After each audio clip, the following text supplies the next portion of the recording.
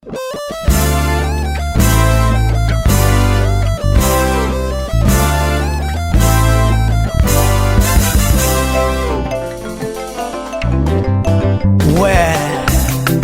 ya kale, Barnaba Classic, utalipene.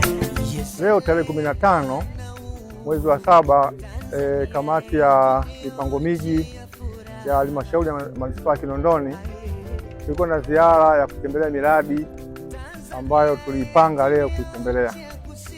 Tunashukuru Mungu, huu hapa ni mradi wa mwisho wa kata Mzimni, barabara ya kilomita 0.2. Lakini tumeanza Mgwepande kwenye mradi wa upandaji wa miti green belt. Tumeona maendeleo yake. Tukaenda barabara Mbezi Juu kuangalia open space ambayo inatumia na kuna mdau anatumia. Tumeenda kata Msasani, tumeangalia urefu wa barabara inaenda vizuri.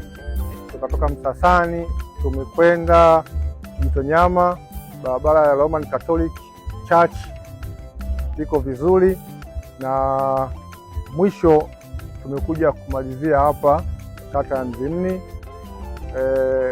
Ujenzi mkandarasi yupo site S1 ya kuweka vifusi, tunamshukuru.